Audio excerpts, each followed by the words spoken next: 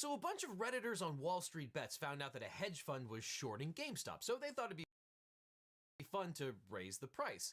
In the process, they may have destroyed the financial markets as we know them.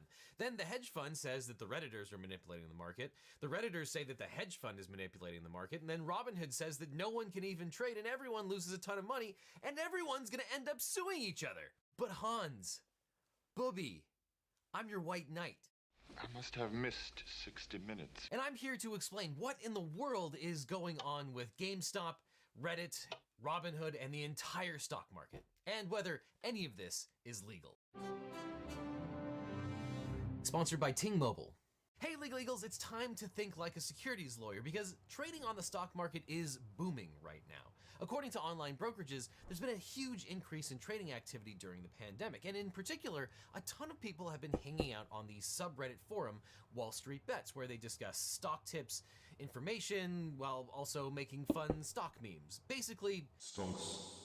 And part and parcel to that, many people have signed up with the trading app and brokerage known as Robinhood, which says it's on, quote, a mission to democratize finance for all. Now, Robinhood is particularly interesting because unlike most brokerages, they encourage or at least allow a huge number of people to trade on margin or to access options trading, which, as we'll talk about in a few minutes, is sort of like giving dynamite to children. Now, of course, that might cause a huge amount of damage, but it's definitely going to be fun to watch. And speaking of which, there are a lot of gamers on Reddit, and they've taken an active interest in a retail video game shop known as GameStop. There are still 5,000 GameStop stores around America, but there's also some reason to think that GameStop is going to struggle in the near future. It faces challenges like closing malls and competition from illegal downloads, and also legal downloads, since a lot of people are downloading games instead of purchasing the physical copies in brick and mortar stores. The company doesn't expect to turn a profit until 2023. Some people think GameStop may even disappear just like Blockbuster. But not everyone agrees that GameStop is on their last legs, and the people of Reddit have been talking about GameStop as a good company for a couple of years. Then some big-time investors announced that they had invested in GameStop, including the co-founder of the online pet store, Chewy. This made some investors take notice, and Redditors realized that many investors had taken a short position on GameStop. The people of this subreddit decided that if they acted in concert to drive up the price of the stock, they could actually make a good profit by squeezing people who had shorted the GameStop stock. Man, try saying that a couple times fast. But just a few days ago, there were 1.9 million members of Wall Street Bets. Now it's up to 4, maybe 5 million members of Wall Street Bets. So if a substantial percentage of those people bought GameStop, then they really could have an impact on the stock. And that is exactly what we saw happen. In January, Redditors got to work buying up GameStop stock. GameStop's stock price was trading at under $20 at the beginning of the year, but by January 27th, it had soared to $350. Now the financial industry is up in arms. The SEC is watching. Redditors are pushing up the price of several other stocks, including AMC. Elon Musk and the Winklevi twins are cheering them on. And so there is a bit of a David and Goliath framing in this whole war, especially if you're reading Reddit. The Redditor investors are saying that they're doing just what regular folks do when they invest in the markets, trying to bet on stock prices on the rise. So although the traditional investor community is somewhat aghast at all this activity, one could argue that the little guys and gals are just trying to do what the wealthier people have been doing for years, hoping to make money from a company's growth. Though the giant hedge funds, many of whom drive the short stock positions, are pretty mad about this. And they are, of course, the enemy of the people, or at least that's according to Reddit. But before we grandstand too much further down the Victor Hugo track, keep in mind that there are lots of institutional investors like these hedge funds, like pension funds, endowments, and credit unions, who may suffer also huge losses because of what these Redditors are doing with GameStop and the reverberations that are going through the entire stock market. Which takes us to the crux of what's going on here, because you can't understand the GameStop controversy without understanding the mechanics of the trades that are going on. The question is, who is getting hurt by traders trying to inflate the stock price? Well, it's the people who took a short position on GameStop. And here's a quick explanation of what that means to short a stock. People obviously invest in the stock market to make money, and most small investors try to buy a stock that has not yet reached its full potential, making the bet that something will happen to increase the value of that stock or security. Stonks. But investors can also bet against a company's future potential. This is called shorting a stock. Shorting a stock enables an investor to actually make money when the stock goes down, because you can't make money by buying a stock hoping it goes down, because then the value of the thing that you have purchased has gone down. For an investor to short a stock, they actually have to borrow the stock from someone else. The investor does this by opening a margin account, which lets them borrow the stock itself. The short seller wants to see that the stock's price will fall in the future, allowing the short seller to buy the stock back at an even lower price and pocketing the difference. But this is a riskier position than simply buying a stock with the hope that the value goes up. When you buy a stock at, let's say, $20, the most you can lose is the amount you paid, $20, and that will only happen if the stock you bought goes to zero. But shorting a stock is dangerous because at some point you must buy back the stock that you borrowed. So if you're shorting the stock, you borrow the stock at, let's say, $20 and it skyrockets to $500, you're in a world of hurt. If the value of the stock goes up, there's no limit to how much you might lose. The downside risk is literally infinite. You might have to buy it back at a huge loss. In our example, the short seller is squeezed. They need to pony up $500 on an initial investment of only $20. So you can do the math. I'm in danger! So this appears to be what happened with the Reddit day traders versus the institutional investors who took a short position on GameStop. A lot of the people on Reddit just simply like GameStop as a company, so they wanted to build up the price. And if they could destroy a hedge fund at the same time, so much the better. And at some point, Redditors on Wall Street Bets realized that more people were shorting the stock than actually owned it. In fact, 140% of the float. A lot of people think that this is illegal. It's not. This is a relatively normal thing. And hedge fund Melvin Capital was one of the hedge funds who was on the other end of the trade. We know by now that Melvin Capital has closed out its short position, which means that they had to buy all the stock that they were shorting at a much, much higher price.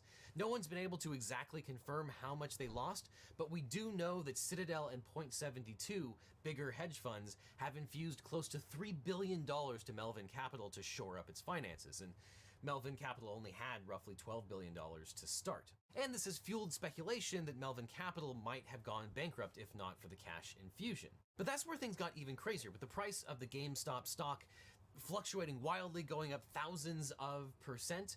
In the middle of all of this, Robinhood, the preferred brokerage and trading app of the people on Wall Street Bets, decided to stop all trading on GameStop on January 28th. And some have reported that as many as half of the people that use the Robinhood app in general had some sort of position on GameStop. And some have reported that after Robinhood stopped all trading on GameStop, they allowed some people to exit their positions but not buy back in. And also some report that Robinhood was actually closing their positions and selling other options or stock in either GameStop or AMC, causing fury among the people that were trying to hold on to the stock forever. So with that admittedly superficial explanation of the facts here, now we get to the legal questions. Is any of this illegal? Is it illegal for a bunch of people on the internet, if not to band together, then at least express what they're going to do in the hopes that they drive prices in a certain direction? Does the SEC care about that? Is it illegal for Robinhood to prevent people from trading in the way that they want? Is that something that can give rise to a class action lawsuit? And of course, the initial action that gave rise to all of this, is it legal for the hedge funds to have a massive short position and try and drive the market? And the answer, as with most things, is it depends. So let's first talk about market manipulation. As you probably know, securities fraud is illegal. Some common types of security fraud include manipulating stock prices, lying on SEC filings, and committing accounting fraud. But fraud also includes activity that manipulates the market. So what do we mean by market manipulation, and why does it matter? Market manipulation tends to distort the prices of stocks and securities, which damages the market's integrity because the conduct can lead to other market participants to believe that the market is rigged or unfair. And of course, it actually changes the prices that people pay for these things. Because our economy is rigged. And after the financial meltdown of 2007-2008, that belief was obviously somewhat justified. And many people lost their homes and life savings, while giant financial institutions got bailed out after going effectively bankrupt. Now, after the financial crisis, Congress passed the Commodity Exchange Act as a method of combating fraud in financial markets. Congress added the CEA Section 6C, which prohibits manipulative and deceptive devices and contrivances, and adopted a rule which prohibits any manipulative device, scheme, or artifice to defraud. Now, market manipulation has been illegal for a very long time. I believe it was in place in the original Securities and Exchange Act of 1934 under Rule 9, but I'm going to focus on the CEA definition of market manipulation because it's both more recent and seems to have a reasonably clear test. Now, whether there is market manipulation under the CEA is decided by a four-part test. That the accused had the ability to influence market prices. 2, that the accused specifically intended to create or affect a price or price trend that does not reflect legitimate forces of supply and demand. 3, that the artificial prices exists. And 4, that the accused caused the artificial prices. So the first question, did Redditors have the ability to influence market prices? Well, it seems clear after a few days of this that the answer is obviously yes. They succeeded in dramatically raising the price of stock. Now, did they intend to inflate the GameStop stock in a way that was illegitimate and did not reflect the forces of supply and demand? Well, obviously you can argue it both ways. Now, on the one hand, this might be an example of classic market manipulation known as a pump and dump scheme, but it doesn't really fit exactly in that milieu. In a classic pump and dump scheme, fraudsters talk up stocks claiming that they have inside information about something that will cause a stock's value to skyrocket. This inside information is actually just nonsense, and the goal is to entice buyers to quickly buy up penny stocks, and after the buyers jump in, the fraudsters sell their own shares, making a big profit, but causing the price to drop dramatically. Of course, the new buyers are left holding their hat and lose their money. This used to happen through cold calls, but in the modern era, chat rooms and forums have been fertile grounds for fraudsters illegally giving false information in the hope of driving up a stock price so that they can sell for much less. Pump and dump schemes are clearly illegal under several laws such as the Securities Act of 1933, the Securities and Exchange Act of 1934, and 18 U.S.C. Section 371 at SEC. Now, if this activity does fall under the rubric of market manipulation, it would qualify as what scholars call open market manipulation, because this isn't happening behind closed doors. This isn't happening because of a cold call. It's happening in plain sight. It's happening on the internet, and everyone effectively has access to this information. And the SEC argues that market manipulation can in fact happen through social media. Quote, one way fraudsters may exploit social media is to engage in market manipulation, such as spreading false and misleading information about a company to affect that stock's share price. Wrongdoers may perpetrate stock rumors on social media as well as on online bulletin boards and internet chat rooms. The false or misleading rumors may be positive or negative. And the subreddit Wall Street Bets really seem to be exploiting social media to spur interest in lifting the GameStop stock price in order to manipulate the market. 4 months ago, a post appeared on Wall Street Bets with the subject, Bankrupting Institutional Investors for Dummies, featuring GameStop. There's been a perception that the traders of Reddit are just internet trolls out for a joyride, and the title of the post certainly reinforces that perception. You could also interpret this post as evidence that the Redditors wanted to manipulate the market for GameStop stock in an illegal way to hurt big investors who shorted the stock. On the other hand, there's not much evidence that the posters who used Wall Street Bets were lying about GameStop or creating false rumors designed to pump up the stock's value so that they could induce people to buy the stock. Wall Street Bets also has a counter-argument that there's evidence that Redditors were being thoughtful about their position, not intending to screw people over. The post isn't just about bankrupting short sellers. It lays out many reasons to believe that GameStop will make it as a going concern. Quote, well, it turns out their books are rock solid. They offered their creditors a new set of terms to push back debt for 2 years. 50% of them took it. They have eliminated all excess goodwill impairments. They're in a $300 million net cash position with significantly reduced inventory, which explains the sharp reductions in Q1 to sales, and massively cut SG&A by 28% in preparation for the console cycle. And of course, many things can be true at once, especially when you're dealing with a group of potentially thousands of people who all have different motivations for what they're doing. Some traders shared apparently legitimate information about GameStop and talked about it. Their arguments appeared to be convincing to lots of other traders. They have a free speech right to make these statements. So was that market manipulation? Well, we have to talk about intent, because the SEC and other enforcement agencies argue that even legitimate transactions are manipulative if the trader intends to manipulate the market. The government's position is that an investor's intent is enough to turn a legitimate transaction into illegal market manipulation. And anyone who's watched this channel before at all knows that the same actual conduct can become illegal based on the mens rea, the mental state that you have when you conduct that action. And of course, the traders of Reddit seem to have a mixed motive, and there are lots of different people acting for many different reasons. On the other hand, there's almost no argument that this isn't a really weird and interesting case, in part because you generally don't have the telltale signs of securities fraud. This is not the classic case where someone is talking up a stock, getting other people to buy so that they can sell at a higher price themselves. Really, while there are exceptions to this, it seems that most of the things that people are talking about on Reddit are true. They are not false. They are talking about real things in the world as well as what they intend to do. They're trying to get the entire internet to buy the stock, hold it, drive up the price, screw over the hedge funds who are shorting it, and potentially save a company that a lot of people have fond memories over. Though, granted, fraud is not required for market manipulation under the SEC's definition. So just because people have good motives doesn't mean that their intent doesn't qualify as illegal market manipulation. And at the same time, anytime you have a whole bunch of people coordinating to change the price of something, you have to ask the question, is that an antitrust violation? Because the Sherman Antitrust Act, Section 1, deals with setting market prices, and that applies to even individuals. It doesn't just require that monopolies and cartels are the ones that can't set market prices. When you engage in a conspiracy to set a price, you might be engaged in something illegal under the Sherman Antitrust Act. But let's talk about who's manipulating whom here, because one reason there's so much fury over this situation is that people feel like markets are nothing but a fake game anyway. And there's certainly a kernel of truth to this, since everyone that participates in the market changes prices by their very participation in the market itself.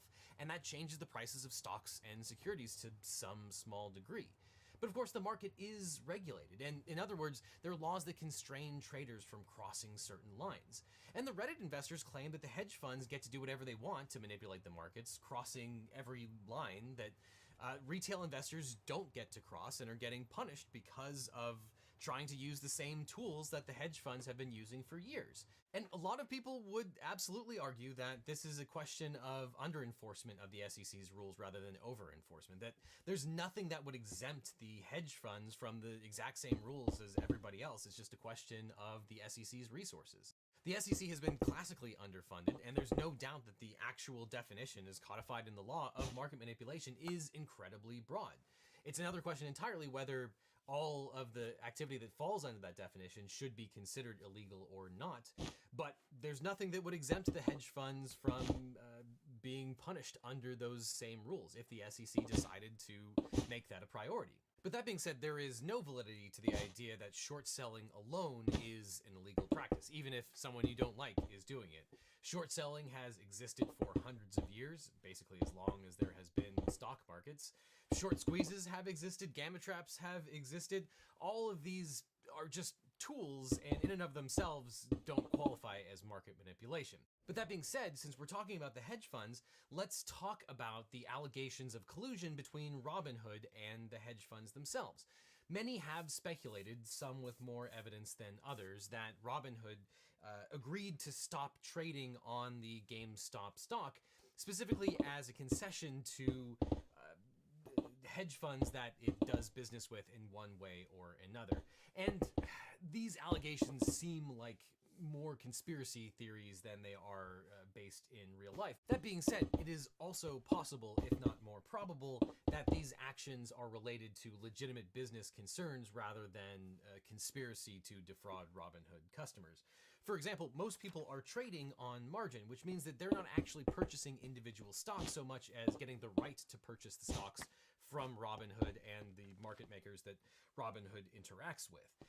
And because of that, a lot of these transactions don't clear for many days after they're put in place. These are incredibly complicated transactions that involve a number of different companies. And in this instance, Robinhood, number one, was probably worried about its own liquidity given the incredible volatility going on to be able to fulfill these orders. Number two, it was probably worried about the counterparty risk of the companies that it was dealing with to make the markets and fulfill these orders. And number three, it was probably worried about the actual ability of its customers who are trading on extreme margins to place these orders to actually fulfill the things that they were putting in place. So it's entirely possible that Robinhood had legitimate business justifications for limiting the trading in the way that it did. Though just because Robinhood might have had some legitimate business reasons for undertaking these practices, you can absolutely understand why users of Robinhood were furious that Robinhood prevented them from buying more shares of GameStop while only allowing people to sell their positions in GameStop, which apparently resulted in the price of GameStop plummeting. And at the same time, there were even isolated reports of individual users who said that Robinhood literally sold the stock that they had purchased in GameStop.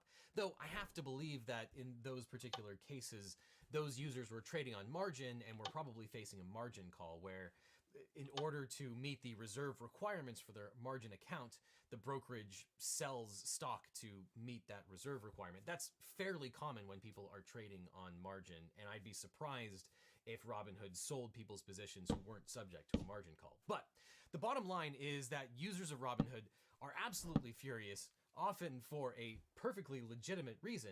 And so, because this is America, they did what Americans do, and they almost immediately sued Robinhood.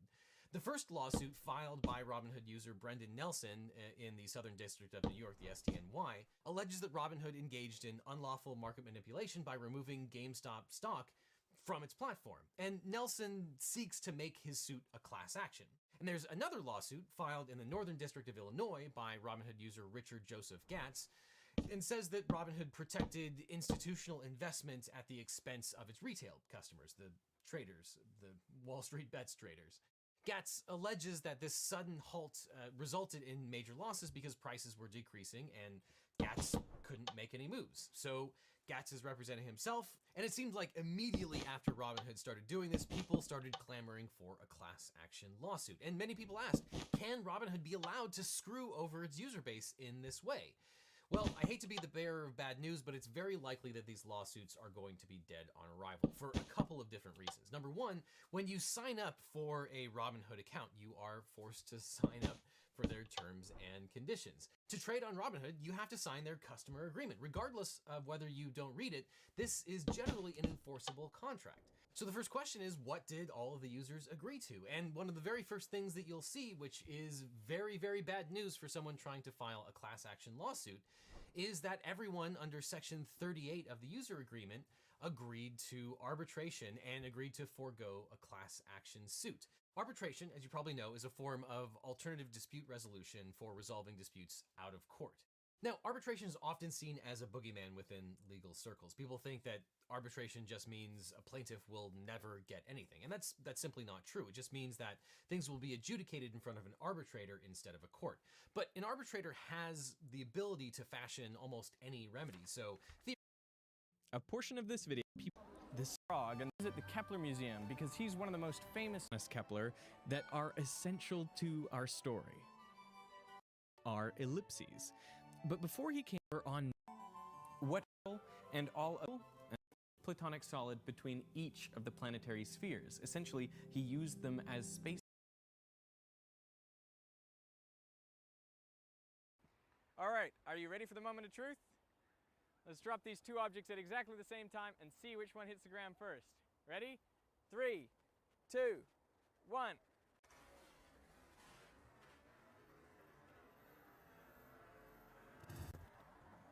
Wow, did you see that? The one connected to the chain landed just before the other free weight.